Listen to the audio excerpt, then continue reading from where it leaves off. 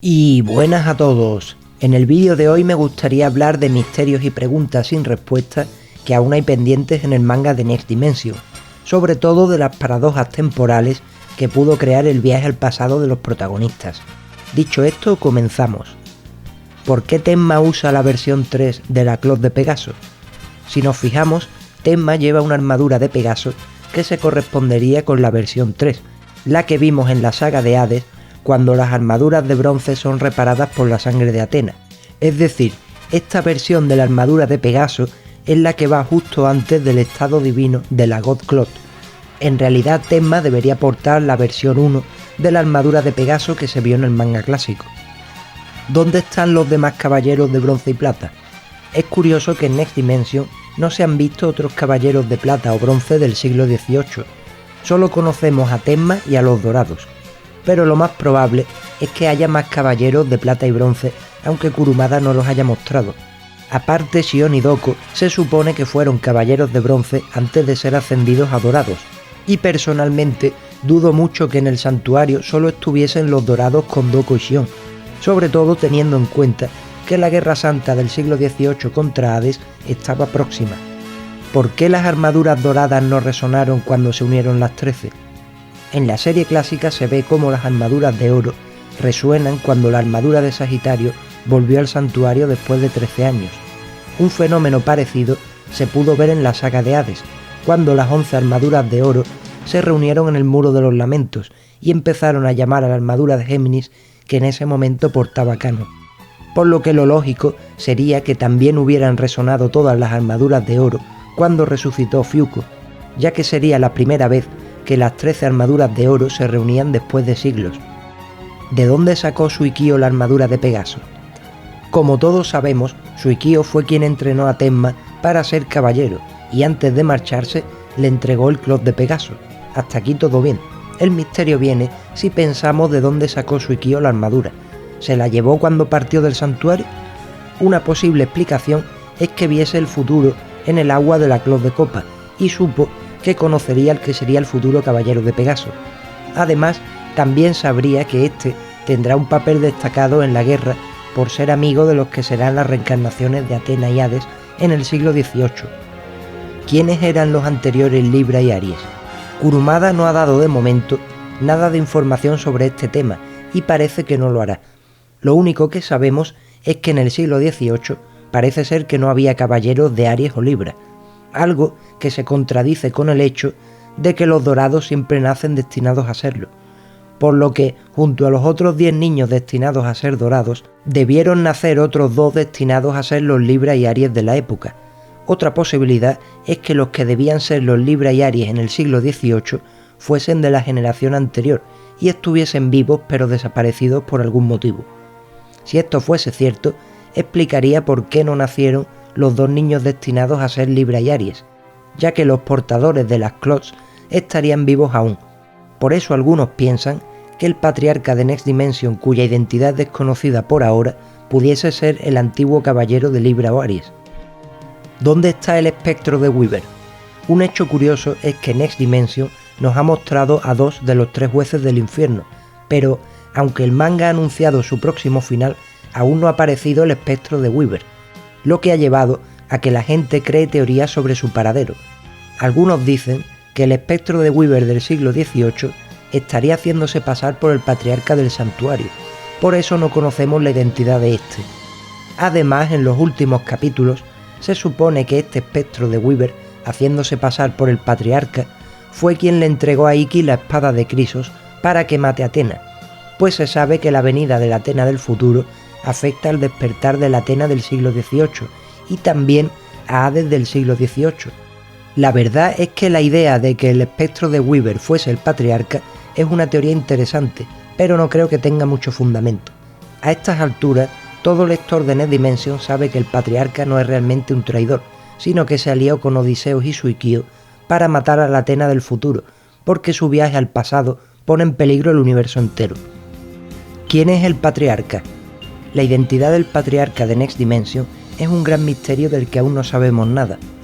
Ya hablamos anteriormente de la posibilidad de que el patriarca pudiese ser el espectro de Weaver infiltrado, o también que pudiese ser el antiguo caballero de Libra o Aries, pero de eso hablaremos luego.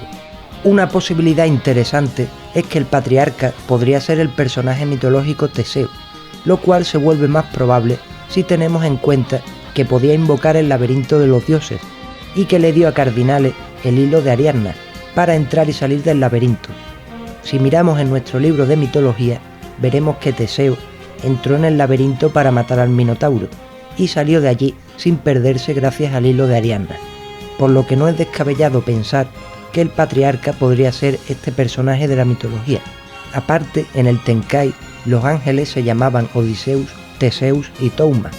En Next Dimension ya hemos visto a un Touma y a un Odiseus, por lo que faltaría por aparecer Teseus. ¿Podría ser el patriarca un ángel enviado por el Olimpo? ¿Cómo pudo Suikyo ser el espectro de Garuda?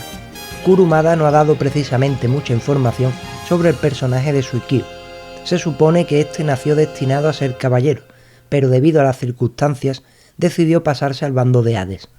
Lo que lleva a pensar que si acabó siendo un espectro legítimo es porque quizás estaba destinado a ello realmente. Es más, si nos fijamos, Ayakos y Suikyo se parecen físicamente en cierto modo, lo que lleva a preguntarse si realmente el destino de Suikyo era ser el caballero de copa o el espectro de Garuda, ya que dudo mucho que se pueda estar destinado a ambas cosas a la vez.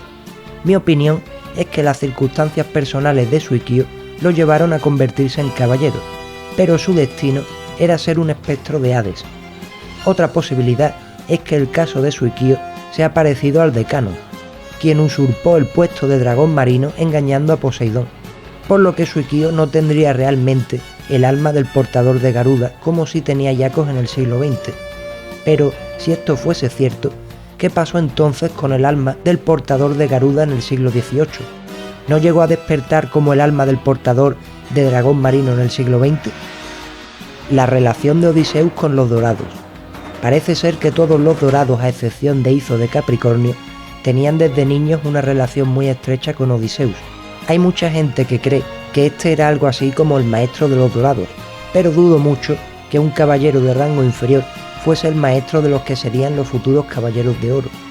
Lo más probable es que solo los supervisase en su entrenamiento e incluso los aconsejase y demás, ya que se supone que los dorados nacen con un potencial increíble y son algo así como caballeros superdotados.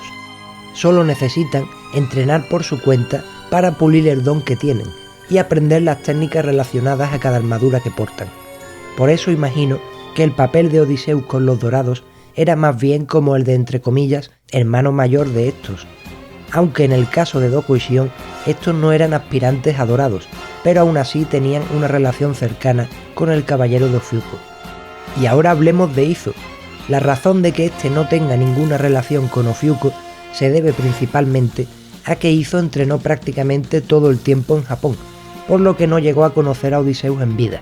Además sabemos que Izo es seguidor de la doctrina del Bushido, por lo que no reconoce a otro líder que no sea Atena, ya que parece ser que Izo se rige por un estricto código samurái de honor y lealtad. Doko y Shion ascendidos a dorados. Parece ser que en Next Dimension, Kurumada decidió introducir el concepto de la promoción de rango entre caballeros. Por eso podemos ver cómo Shion y Doko eran caballeros de bronce que fueron ascendidos a dorados debido a que las armaduras de Libra y Aries estaban sin dueño. Un misterio del que, por cierto, ya hablamos antes. Lo que no explica Kurumada es si las armaduras de bronce que han dejado Shion y Doko vuelven a estar disponibles para otros aspirantes. Aparte, me parece muy curioso que no se han revelado las constelaciones que Doko y Shion tenían de nacimiento. Doko usa técnicas relacionadas a la armadura del dragón y Shion usa técnicas relacionadas con la armadura de Buril.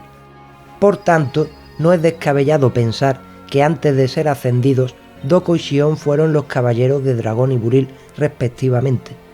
Por eso la armadura del dragón está en la cascada del monte Rozan, donde Doko estuvo 243 años esperando el despertar de Hades. Y las técnicas que usa Shion y luego Mu como caballero de Aries están relacionadas al polvo estelar, un elemento importante en la reparación de armaduras que parece más relacionado a la Clot de Buril y su conocimiento de reparación. Pero si todo lo que dije es cierto, abriría otro nuevo misterio. ¿Qué pasó con las técnicas originales de Libra y Aries? ¿Se perdieron en el tiempo? Quizá debido a su falta de experiencia, Xion y Doko no conocían las técnicas de Libra y Aries. Se supone que los ataques de cada constelación se pueden aprender a través de los recuerdos de los antiguos portadores que quedaron en cada clot, pero después de la guerra del siglo XVIII, Xion se convirtió en patriarca y Doko fue a vigilar el sello del ejército de Hades, por lo que realmente nunca tuvieron tiempo de entrenar para aprender las técnicas de sus armaduras doradas. Las paradojas temporales. Atena y sus caballeros de bronce han viajado al pasado para destruir la espada de Hades en el siglo XVIII. De este modo, se supone que el dios del infierno nunca podrá usar su arma para herir con ella a Seiya y que éste se quede en silla de ruedas. Hasta aquí todo bien, pero según algunos fans, el viaje al pasado y la alteración de este podrían ocasionar grandes paradojas temporales, desde cambios en el futuro hasta la creación de nuevas líneas temporales. Algo que a más de uno nos suena porque se nos mostró algo parecido en Dragon Ball. Personalmente no sé mucho de física, por eso he estado recopilando opiniones de fans que encontré por la red. Aunque si algo no encaja o lo digo de una manera errónea, disculpadme. Veamos, imaginemos que Atena y sus caballeros consiguen destruir la espada de Hades en el siglo XVIII, para que éste no pueda matar a Seiya en la guerra del siglo XX. En este punto podrían pasar distintas cosas según los fans. Me explico. Un grupo de fans sostenía que si se destruye la espada de Hades en el siglo XVIII, este no podría asesinar a Seiya en el siglo XX y todo saldría bien. Otro grupo opinaba que el pasado y el futuro no pueden alterarse, ya que no se puede cambiar el orden de los acontecimientos. Por tanto, aunque la espada fuese destruida en el siglo XVIII, Hades mataría a Seiya de algún otro modo distinto.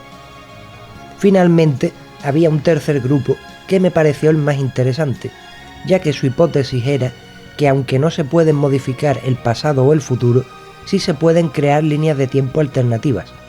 Y ahora viene una pequeña fumada, porque siguiendo con esta hipótesis, Atena y sus caballeros no podrían modificar el futuro aunque destruyan la espada de Hades. Solo podrían crear nuevas líneas de tiempo alternativas o universos paralelos.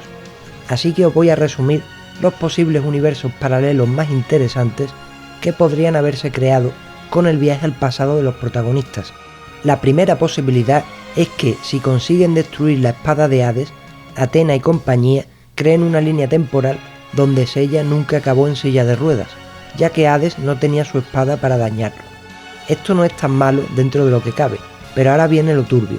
Si Atena y sus caballeros terminasen muriendo por algún motivo en el siglo XVIII, intentando destruir la espada de Hades, podría crearse una línea temporal alternativa cíclica, es decir, una en la que los eventos estén destinados a repetirse en un bucle infinito, por lo que Saori y sus caballeros estarían condenados por toda la eternidad a nacer en el siglo XX, vivir todos los eventos igual que la serie clásica y morir cuando viajasen al siglo XVIII para salvar a Seiya. Algo muy turbio si lo pensamos. Además, si lo pensamos, el caso de Shiryu y Doko es rarísimo. Gracias al viaje en el tiempo, Doko ha conocido al que será su discípulo en el futuro. Por lo que, si en el siglo XX Doko viejo le contase a Shiryu que lo conoció como caballero del dragón cuando éste viajó al pasado, podría hacer que Shiryu fuese consciente de ciertos eventos y podría modificar el universo que todos conocemos, creando entonces otra realidad paralela a su vez. Igualmente creo que al final del manga de Next Dimension aparecerá Apolo para castigar a Atena y borrará la memoria de sus caballeros. Si no, se crearían demasiadas paradojas temporales. Ya para cerrar este tema, imaginemos que algún caballero venido del futuro le contase a Xion y Doko sobre la rebelión que protagonizaría Saga en el siglo XX. Eso podría llevar a que Doko o Xion, sabiendo lo que sucedería, controlasen a Saga y Kanon y nunca se diese la rebelión de estos, lo que a su vez crearía otra línea temporal distinta a la de los sucesos del siglo XX que todos conocemos, donde probablemente el patriarca terminase siendo Aioros. Aunque si tenemos en cuenta lo que opinaba el segundo grupo sobre los viajes en el tiempo, la rebelión de Saga y Kanon se acabaría dando de una forma u otra, ya que no se podría modificar el pasado o el futuro. Y bueno, hasta aquí el vídeo de hoy. Espero que os haya resultado interesante y, como siempre digo, si tenéis cualquier duda, opinión, teorías, sugerencias, amenazas, etcétera, dejadla por favor en los comentarios. Dicho esto, me despido. Muchas gracias y hasta otra.